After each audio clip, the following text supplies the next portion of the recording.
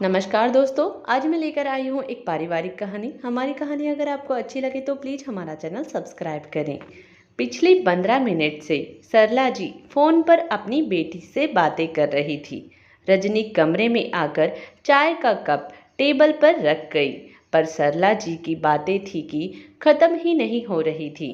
रजनी वापस रसोई में आ गई और अपना कप लेकर बाहर सोफे पर आकर बैठ गई। थोड़ी देर पहले तक सासू माँ रसोई में आकर खुशी खुशी बता रही थी कि क्या बनाना है, लेकिन रजनी के एक सवाल ने सब कुछ पलट कर रख दिया और उस सवाल के कारण काफ़ी हंगामा हो गया और सरला जी ने रजनी को बहुत कुछ सुना दिया। रजनी ने आज उन्हें सच का आईना दिखा ही दिया, पर कई बार ऐसा होता है कि इंसान खुद गलती करता है और अपनी गलती मानता भी नहीं है। बस वही हाल सरला जी का था। पिछले 2 दिन से सरला जी क्या बनाना है, कितना बनाना है, समझाए जा रही थी। आखिर सरला जी इस घर की मुखिया जो ठहरी। उनके इस घर में उनका बड़ा बेटा संजय और बहू रजनी और उनके 2 बच्चे निधि और विधि रहते हैं। वहीं छोटा बेटा अजय बाहर नौकरी करने का बहाना कर पत्नी अंजू और बेटी के साथ इसी शहर में कुछ ही दूरी पर रहता है। एक बेटी भी है जिसकी शादी हो चुकी है और वह अपने ससुराल वालों के साथ इसी शहर में रहती है। होली का दिन था। इस दिन पूरा परिवार एक साथ पूजा करते हैं और सभी एक साथ खाना खाते। इस कारण घर के सभी सदस्य यहाँ गांव वाले घर में ही पूजा के लिए आएंगे। इसीलिए कल के खाने की तैयारी चल रही थी। क्या क्या बनेगा, और खाने में भी कम वैरायटी नहीं बल्कि बहुत सारी चीज़ें बनती थी। 2 की जगह 3 सब्जी, पूरी, पूड़े, दही बड़े, नमकीन मठरी, मीठी पेठे, मूंग दाल, मूंग का हलवा, 2-3 तरह की चटनियाँ, शक्करपारे, सूखी मिठाई तो एक दिन पहले ही बनने लग जाती थी, जैसे मठरी, छोटे मसाले वाले समोसे। काफ़ी काम फैल चुका था और करने वाली सिर्फ अकेली रजनी। उस पर भी सबसे बड़ी बात यह है कि खाना सिर्फ इनका ही नहीं, इनके पूरे परिवार का। और देवरानी ननद तो बस पूजा करने और रीति रिवाज के समय यहाँ आती है और अपनी उपस्थिति दर्ज कराकर खा पीकर निकल जाती है। जाते समय ननद तो शाम का खाना भी पैक कराकर ले जाती है। ननद तो एक ही शहर में मायका होने से हर त्योहार पर आई रहती है। पहले वहाँ पूजा कर लेती है, फिर खाने पीने परिवार सहित यहाँ आ जाती है। पर सरला जी का नियम है कि वह बेटी के घर का खाना जरूर भेजती है। ननद के पूरे परिवार के लिए शाम का खाना यहाँ से पैक होकर जाता है। इसीलिए ननद को तो त्योहार पर ज़्यादा मशक्क़त नहीं करनी पड़ती। सासू माँ सरला जी हमेशा यही कहती है कि फिर क्या फ़ायदा हुआ तो एक शहर में मायका होने का। ससुराल वाले भी कभी ननद को त्योहार पर मायके आने से नहीं रोकते, क्योंकि उन्हें भी मुफ्त में सब मिल जाता है। सरला जी वैसे रसोई में मदद करने तो ज़रूर आती है, पर थोड़ा उम्र का तकाजा है। और रजनी सब कुछ सुनकर भी परिवार वालों की खुशी के लिए चुपचाप सब सहन करती आ रही थी। लेकिन इस बार रजनी की तबीयत ठीक नहीं थी। उसे आए दिन सर दर्द की शिकायत हो रही थी। कल से रसोई में मठरी बनाने में लगी थी। शायद इसी वजह से सर दर्द की समस्या हो गई, जिस कारण से ज़्यादा कुछ नहीं बन पाया। कुछ सूखा सामान बन चुका था, लेकिन अभी भी काफ़ी सूखा सामान बनाना बाकी था और कल तो त्योहार था ही।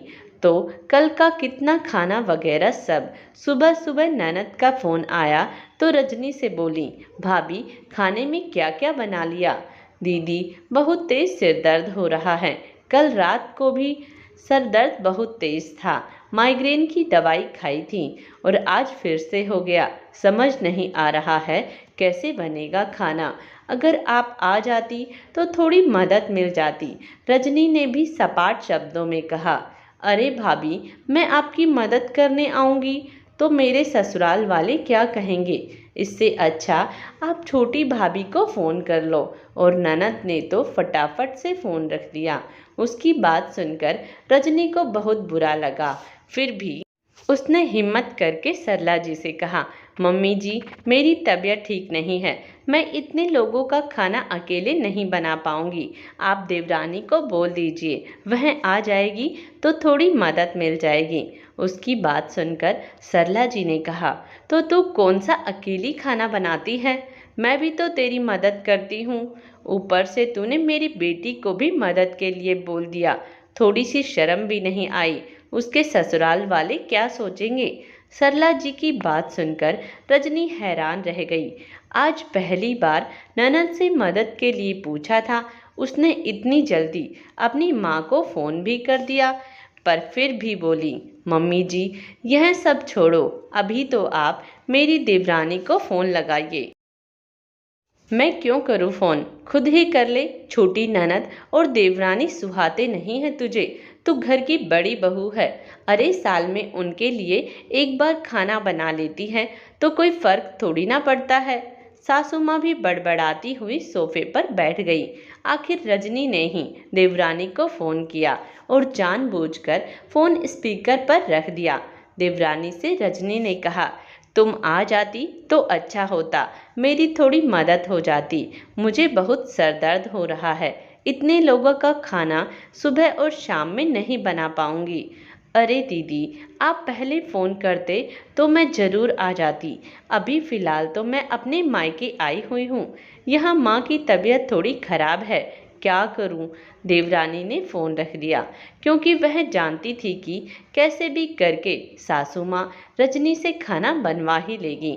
रजनी ने सासू माँ की तरफ देखा तो उन्होंने रजनी को ही ताना मारते हुए कहा कि माँ की तबीयत खराब है, तभी नहीं आई, वरना तेरी तरह कामचोर नहीं है। अरे मेरी छोटी बहू तो गुणों की खान है। रजनी को सरला जी की बात बहुत बुरी लगी। इसीलिए उसने साथ के साथ देवरानी की मम्मी को फ़ोन लगा दिया और उनका फ़ोन भी स्पीकर पे रख दिया। जब उधर से उसकी मम्मी ने फ़ोन उठाया तो रजनी ने कहा, नमस्ते आंटी जी, कैसे हैं आप? बस बेटा, मैं ठीक हूँ, कल की तैयारी कर रही हूँ। अच्छा, क्या आप अपनी बेटी से बात करवा सकती है? मुझे कुछ ज़रूरी काम था। अरे बेटा, वो यहाँ कहाँ, वो भी अपने घर पे त्योहार की तैयारी कर रही होगी। कितना काम होता है, आपको तो पता ही है। मेरी बेटी तो वैसे भी बहुत मेहनती है। हर साल कितना अच्छा खाना बनाती है। बस एक निवेदन करती हूँ बेटा, तुम भी मेरी बेटी जैसी ही बनो। थोड़ा मेरी बेटी की मदद भी करा दिया करो। वह अकेली इतना कुछ कैसे करेगी? वैसे भी आपकी मम्मी जी का स्वभाव कितना कठोर है। कोई बात नहीं आंटी जी, मैं हूँ ना, बस वह आती होगी। चलिए, आप अपना काम कर लो। रजनी ने फ़ोन रखते ही अपनी सासू माँ की तरफ देखा। सरला उससे नज़रें भी नहीं मिला पा रही थी। आखिरकार रजनी ने कहा, माफ़ करना मम्मी जी, आप अपने छोटे बच्चों के लिए मुझे दो बातें सुनाती हैं। वह आपके छोटे बच्चे हमारा इस्तेमाल कर रहे हैं, अब तो समझ जाइए। पर अब मैं उन लोगों के लिए खाना नहीं बनाऊंगी। मुझसे जितना बन पड़ेगा मैं अपने परिवार के लिए बना लूँगी। इसके अलावा मैं किसी चीज़ को हाथ नहीं लगाऊंगी। उन लोगों से कह दीजिए कि अपने लिए खाना खुद बनाए। अरे, उसने तो मेरे बारे में भी इतना झूठ बोला है, पर मैं इतने सालों से अपनी बेटी के ससुराल खाना भेज रही हूँ। अगर इस बार नहीं भेजूंगी तो उसके ससुराल वाले क्या सोचेंगे? देखो मम्मी जी, आपको ननद के घर पर कुछ भिजवाना है तो आप बाजार से कुछ सामान खरीद कर भिजवा दीजिए। पर अब मैं इतने लोगों का खाना नहीं बना पाऊंगी। मैं भी इंसान हूँ। इन लोगों ने मुफ्त की नौकरानी ही समझ लिया है मुझे। उन्हें भी तो सोचना चाहिए था कि थोड़ा आगे बढ़कर खुद मदद करा दे। खैर छोड़िए, मुझे किसी से उम्मीद नहीं। अब मैं मुफ्त की नौकरानी बनने से इनकार करती हूँ और मैं उनसे कुछ नहीं कहूँगी। आप खुद फ़ोन करके उनसे कहेंगे। जब सासू माँ ने देखा कि अब रजनी ने भी मन बना लिया है कि उसे अब किसी के सामने नहीं झुकना है और वह गलत भी नहीं है, तो अपने आप अपनी बेटी और बेटे को फोन लगाने चल दी। सासू माँ थोड़ी देर बाद हॉल में आई और रजनी के पास सोफे पर बैठते हुए बोली, बहू एक काम कर, तू रोटियां सेक, मैं मीठे चावल बना लेती हूँ। बाकी किसी को कुछ और खाना होगा तो बाजार से मंगा लेंगे। कह दिया, मैंने उन लोगों को खुद से ही अपना बंदोबस्त कर लो। और रही बात मेरी बेटी की, तो सूखा सामान बाजार से खरीद कर उसके घर भिजवा देंगे।